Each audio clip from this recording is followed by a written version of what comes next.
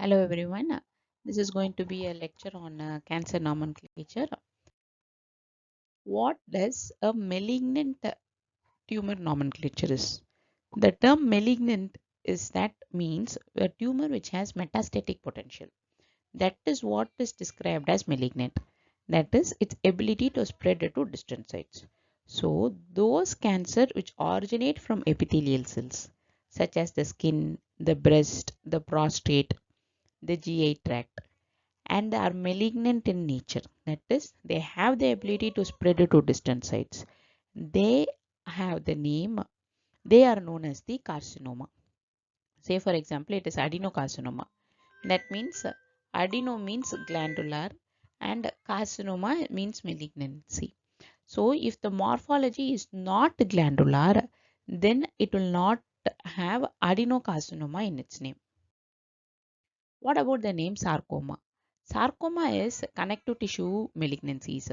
Sarcomas arise from connective tissues, including the bones, the muscles, the cartilage, as well as the blood vessels. While carcinomas will arise from the epithelial cells. So this will be because of the malignant transformation of the mesenchymal cells. They are the multipotent stem cells which will differentiate into osteoblasts and subsequently the bones, chondrocytes and subsequently the cartilage, adipocytes and subsequently the adipose cells, and vascular smooth muscles. So the examples are osteosarcoma. So though the name sarcoma means malignancy, but sarcoma that is means it is coming from a connective tissue. So in this case, osteosarcoma is the bone. Chondrosarcoma is malignancy from the cartilage. Liposarcoma is when there is a malignancy of the mesenchymal cells from the lipids. What about blastomas and gliomas? Blastomas are when the malignant tumors from immature undifferentiated cells are the blastomas. Say from the if it is from the immature neuroblastoma, hemangioblastoma, glioblastoma multiforme, when retinoblastoma, all the word blastoma when it has it, then it means it is an undifferentiated cell. Whereas glioma means malignant tumors of the glial cells. What are glial cells? Glial cells are supportive CNS cells that will maintain the neuronal function. So oligodendrocytes are those will be supporting the neuronal cells.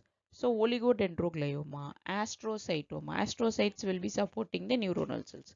Glioblastoma multiforme, all this are the malignant tumors of the glial cells.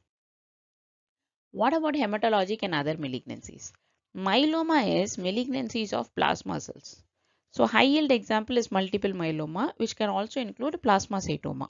So the myeloma means plasma cells. Melanoma means malignant tumor of the melanocytes.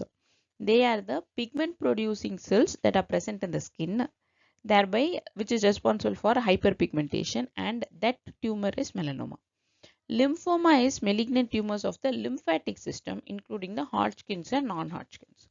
Leukemia is malignancy of the leukocytes, especially like the white blood cells, which are present in the bone marrow and in the blood.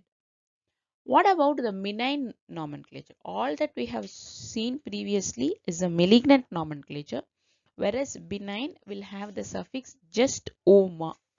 So there are of course certain exceptions like melanoma, lymphoma are malignant. They are not benign, but otherwise just the oma suffix means it is benign.